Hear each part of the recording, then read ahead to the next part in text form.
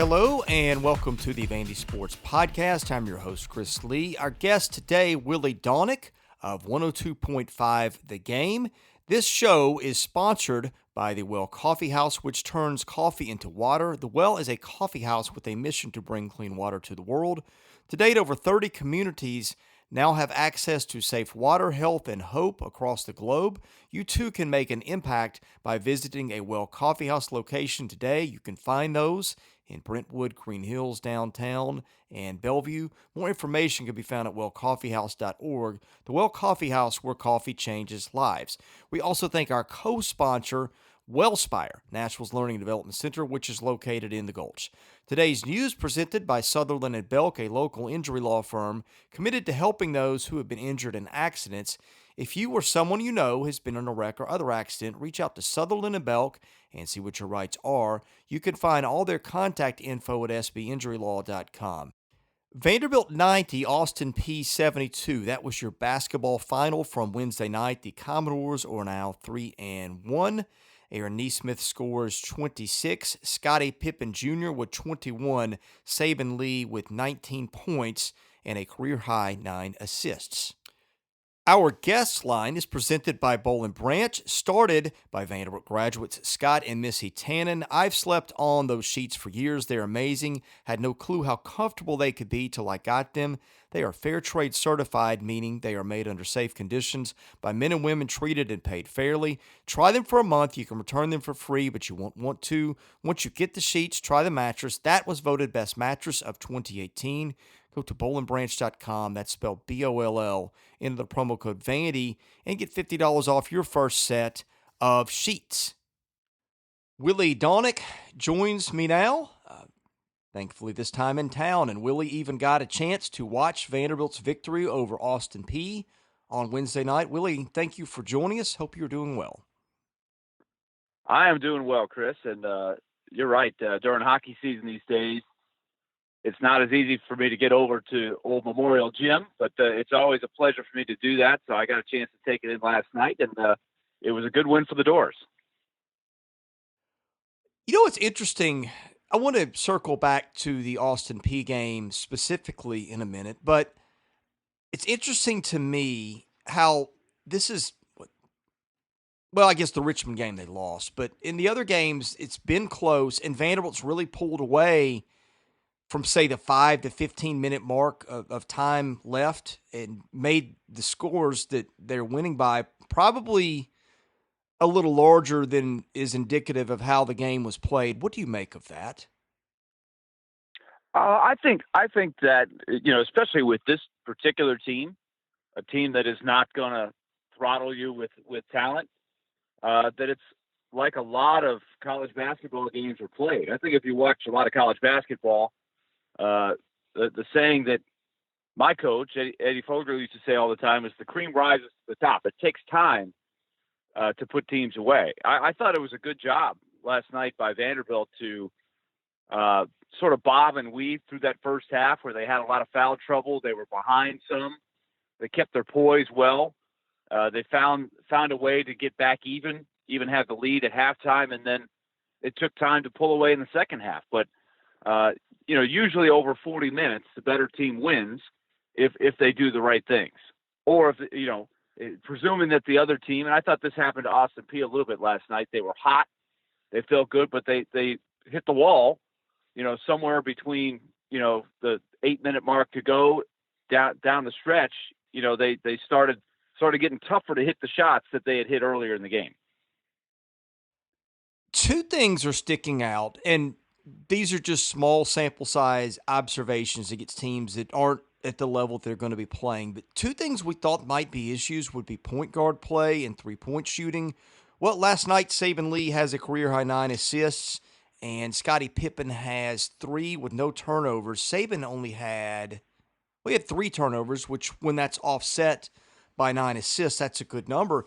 The other thing, Willie, is, and I will look up the Ken Pom stats while you answer, they are really shooting the 3 really well.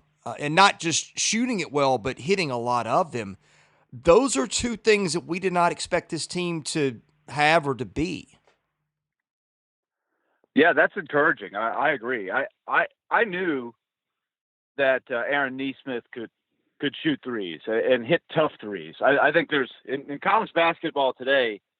I think you don't only have to hit a certain amount of threes, but you have to have a shooter or two that can down in the shot clock hit a contested three, because teams now are so good at contesting 3-point shots. They know that you have to guard the three well. You can't just give away 3-point shots.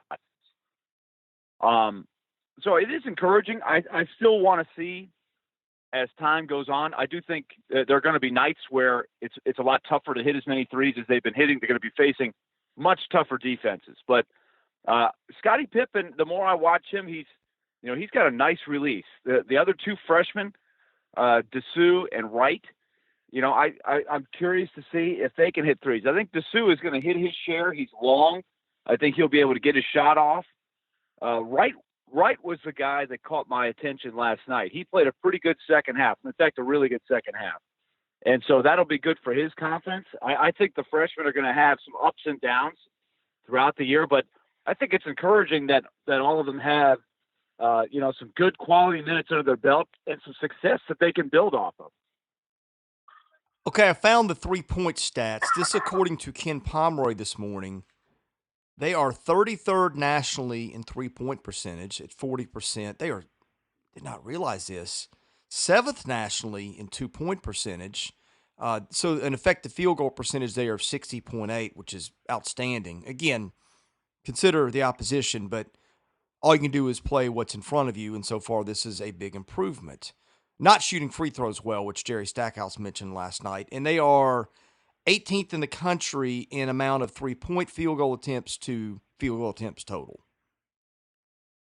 Yeah, outstanding numbers so far. So, once again, a lot of basketball left, and the scouting report is going to get out there. But it's better. Would you rather have them not doing anything against these teams?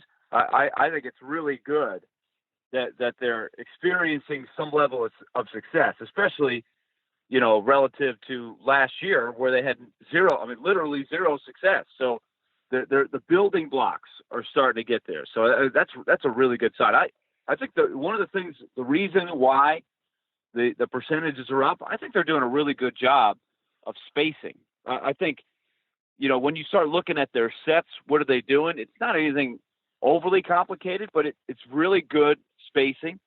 They have they keep the lane open. They don't really post anybody up. They don't really have a traditional post player anyway. They have cutters that are always a threat to go back door. They have a couple of very good drivers, in particular Saben Lee, and Nesmith can get to the basket as well. And so once you create good driving lanes, you get your open looks, right? Provided that your guards make good decisions on when to kick it. So if you're a shooter, you're going to get your opportunities. When Saben Lee drives to the basket, he's going to find you, and you just got to knock down that open three.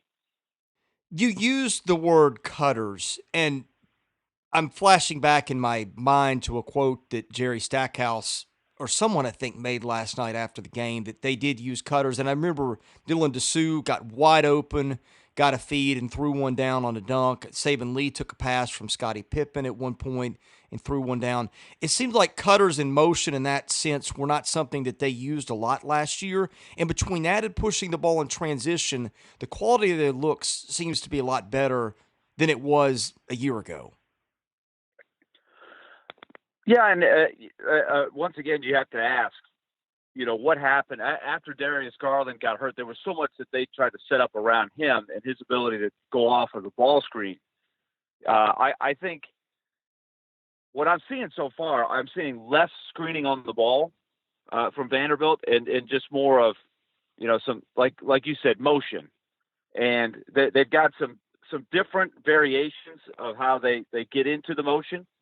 Some initial sets, and it plays well. The thing about this is just my observation. I don't know much about how NBA teams get looks, but it just dawns on me in the 24-second shot clock. You got to have a quick set to get open, and then after that, the shot clock is going to start becoming an issue pretty soon, and you're closer to that now in the college game. The 30-second shot clock it's not as much of a difference as it is with even a 35-second shot clock. So it's more conducive, especially if you saw what Austin Peay did last night. They did a lot of three-quarter court soft press just to sort of make Vanderbilt take 8 seconds, 9 seconds, 10 seconds to get into their half-court set. Now you got to make it happen quicker. I thought they were bothering Vanderbilt some with that defense in the first half and even some zone defense. I was a little surprised they didn't zone more in the second half. Vanderbilt did a good job of, even when the shot clock was running down, still coming up with shots. In fact, a couple of the bigger shots in the game, Scottie Pippen's three and Wright's three with the shot clock almost expiring, a contested three, those were big shots. Post play, let's talk about that for a moment. Last night, Cleavon Brown gets a couple fouls, goes out early, ends up with 3 fouls in 8 minutes and 21 seconds of playing time. Thought Ejike Obinna gave them some good things last night. He's only got 5 points, but he only takes 3 shots from the field, 1 of 2 from the line, pulls 7 boards, and more importantly, he only picked up 1 foul in that time, which is very atypical of what he's been doing. I thought he was outstanding last night. I thought he was key, really off the bench. And I think he is, and I've said this since the fall, that he is an extremely important player. When you look at SEC bodies, as we said before, the freshmen are young. They look young. They're going to get bigger and stronger, but it's going to take some time. So from a physicality standpoint, Obinna has, I would contend, an NBA kind of body, but he was completely lost in the woods for the first couple of games. So that was a very encouraging thing. And Jerry Stackhouse kept saying it. We just need to keep putting him out there. He hadn't played in a long time, and he started to look comfortable last night. He even made one really nice post move where I think Austin Peay was surprised. They threw him the ball, and he just turns and dunks on the guy. In the deep post. That was very encouraging. So he knew what he was doing down there. He can also catch the ball on those dishes when we were talking about driving to the basket. If you leave your man, he catches it. He can finish down there with a dunk, those long arms. That's all he's got to do. He doesn't have to score a lot of points. If he can just rebound, contest shots, which I thought he did a good job of without fouling last night, play good defense, off the ball. I think he can be a nice guy who in certain games especially can give you, those 10 to 12 minutes that you're looking for, and maybe that can develop into something more. Willie, I'm looking at the box score. Here's one other thing that jumps out to me, and I think in basketball especially there can be some wild flukes with this stat, but the 2 highest plus minuses from the Austin Peay game are Scottie Pippen, who has a plus 25 in 30 minutes, and Dylan Dessou, who, by the way, guarded Terry Taylor, who's a great player and held him down, had a plus 17 in 23 minutes. That's really interesting. Yeah, very nice. And believe me, as a guy that used to play sometimes 4 to 7 minutes, I was always keeping my plus minus because usually my my actual stats, there weren't a whole lot of them in a lot of those. So if we were plus, I would love to. I used to like letting everybody know that I was plus. I usually kept it myself if I was minus. But it's an interesting stat that they have. There's a lot of things that go into what happens when you're on the court. But I did think both of those guys did a nice job, and I think you could hit on the key part. Defensively is what I'm looking at a lot. And for Pippen, it's the assist to turnover ratio. Last night was not a high turnover game. For the most part, it was a half court game largely, but I think Dessou did do a nice job on defense. Pippen, I think, on the ball is still got some work to do. He's still got to get stronger. He can get beat one-on-one some, and I think the good point guards in the league, it's going to be a challenge for him because he's not overly long, he's not a burner, and physically he's still got to get stronger. But he's crafty. He's got a little wily sense to him. He can anticipate passes late in the game. They sort of pulled away. He caused a couple of turnovers by being in the right spot and getting a hand on a pass and then starting to break the other way. So he's a really interesting player the more I watch him. And really all these freshmen, I'm encouraged to see that they're having a little bit of success. You know, they're not flashy. They're not getting these huge headlines. You know, if Scottie's last name were Jackson or Smith and not Pippen, he probably wouldn't have any fanfare. He's noticeable because of his name, but he's such a different player than his dad. I'm really excited to see if this freshman class can grow and develop and be a crew that stays. Willie, one more dynamic to me that's interesting, and then I'll probably just let you close the podcast today with your thoughts. I would have to look at the box score. I don't have it in front of me, but I think Matthew Moyer has been seeing his minutes decrease. Last night he plays 8 minutes and 21 seconds. He does score 5 points. He picks up 3 fouls. That had a lot to do with it. But Jordan Wright seems to be starting to get more playing time and maybe Moyer less, which is an interesting development. What do you make of that?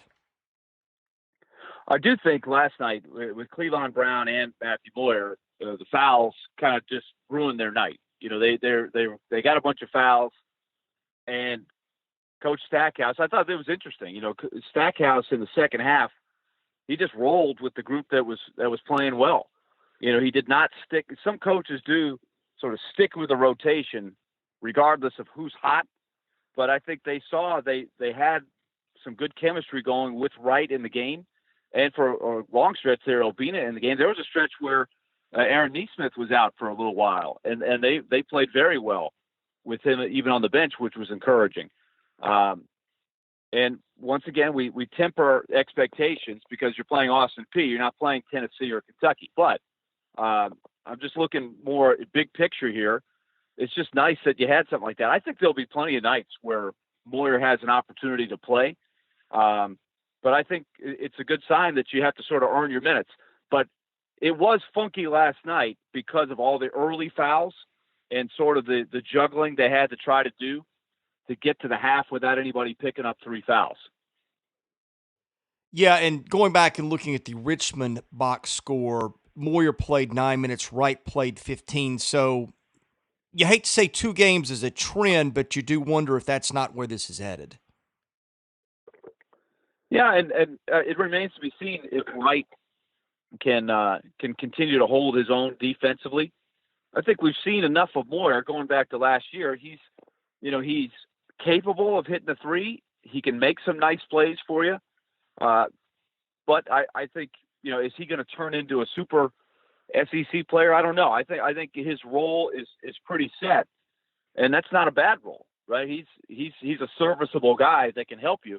I think what they're trying to find out maybe is if Wright has a higher ceiling, and that I think that'll work itself out over the course of the year. You know, one thing, Chris, that I noticed too. Don't you think it's refreshing, based on all of the college coaches, and I remember this being a big subject in the NCAA tournament last year. The hothead coaches that are always pacing up the sideline, coaching every pass, every shot, every possession, getting on the referees, sweating, all of this stuff. Jerry Stackhouse is so different and refreshing from that standpoint, isn't he? The way he sits for most of the game, he's very calm. Almost never do you see any kind of gyrating at all. It has been hard for me to know what to make of him because, A, he came from such a different background and all the things that you just said. And again, I've watched him at times when his kids make bad plays. He doesn't get up and fume and throw a clipboard or light into somebody. He's just non-traditional in his approach. And even last night, okay, at the end of the game, they almost had a skirmish that Saben Lee dunks one on a breakaway with the game out of hand. Vanderbilt could have held the ball for, not even a last shot, just held it and ran out the game. And an assistant on the Austin Peay bench got upset and yelled something at him. And he said, after the game to us, Stackhouse, he said, look, what they couldn't hear was that I yelled at Saben, pull up, don't do that. And Saben, he said, basically, Saben knows better, we'll address it internally. But what I didn't appreciate was another guy coaching my team. And again, he clarified that he probably couldn't hear that. And, Right. and when they went through the line and the guy was giving him stuff, he just kind of, I guess, pulled his hand away. But Jerry didn't make a point of it. He didn't mention it. Adam Sparks asked him about that. He joked about it for a second. I thought it was really funny. He said, acted like he didn't know what happened. Then he just kind of cracked a smile and addressed it very calmly. His temperament and demeanor are just very atypical from a regular coach. It almost reminds me of the way that Brad Stevens goes about his business. Yeah, I don't know that it's better or worse. I mean, obviously there are, very animated coaches that are very successful coaches, but interesting contrast. Yeah, and I think I kind of like that. Yeah, I do too. I'm sorry, the connection broke up for a minute, and so I didn't mean to interrupt you. But yeah, it's very different than what we're used to. And I think, again, it works for him because I think he gets the message across to his kids in terms of what he expects in other ways. And there's a respect there that takes care of the things that I don't think that you need yelling for.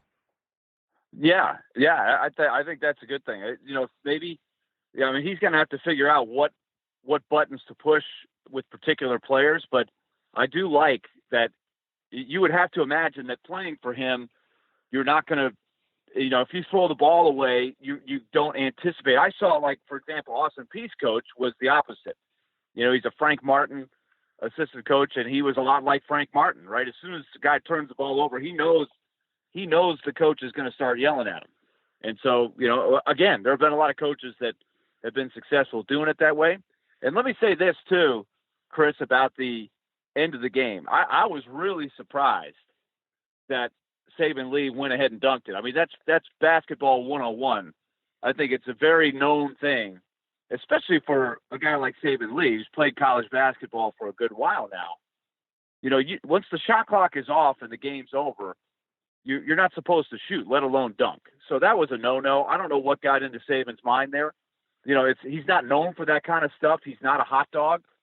So it's just, I just think it's a my bad thing. And immediately when he did that, I was looking to see if that would get a reaction.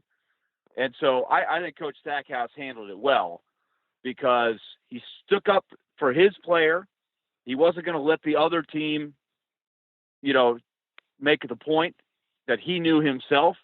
He addresses it with his player internally, and hopefully lesson learned, and you move forward there. But it harkened back. This happens from time to time, and it can really start a little spark in certain situations. So I'm really not sure what got into his head there, but other than that, it was a great game for Saben Lee. I mean, just a really, really nice game for him. So I'm not sure what got into his head there. Yeah, at the same time, it cracks me up the degree to which coaches and players react to that sort of thing, to the fact that it was like still a point of contention 30, 45 minutes after the game's been played, and you have time to reflect. And I say point of contention from the other locker room because I was in that hallway. Yeah.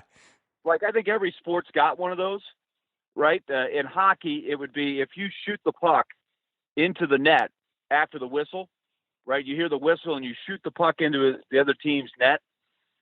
You're going to get people gathered around you and delivering a message, and it can turn into something, right? In baseball, if the score is 10-0 and you steal a base, you're going to hear about it, right? There's somebody's going to have a reaction to it, and if you don't, people are going to say why.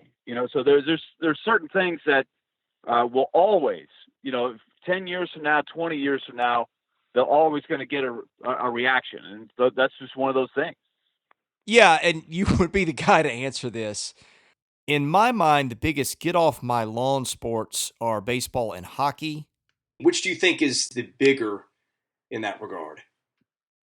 Oh, I think right now, I would have to say baseball has become a little bit more progressive. Hockey is becoming more progressive too. Everything evolves.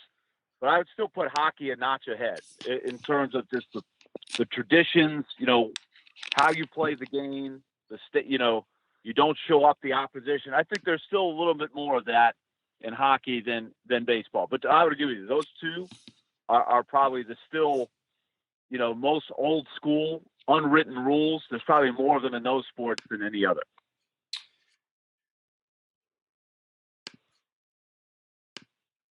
Willie, my microphone has failed, and so now I'm getting my internal microphone, which accounts for the shift in sound quality, so I apologize to my audience for that. But thank you for joining us today, and I wanted to give you a moment to promote your shows and the Predators, your Twitter account, anything that you are involved with that you'd like the audience to know about.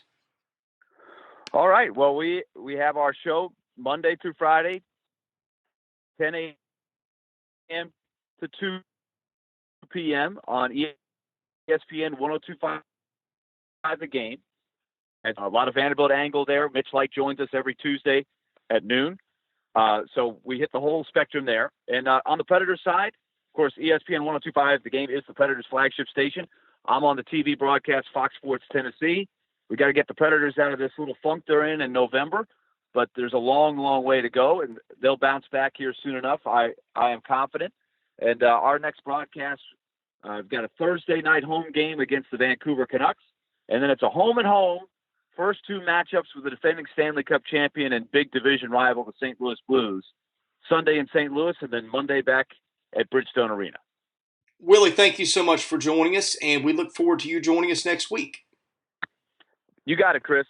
He's Willy Daunic of 102.5 The Game. He's also the TV broadcaster for the Nashville Predators. You, of course, know him as a former Vanderbilt basketball and baseball player. I am Chris Lee, the host of the Vandy Sports Podcast. We appreciate you joining us, and we'll have more episodes coming for you next week.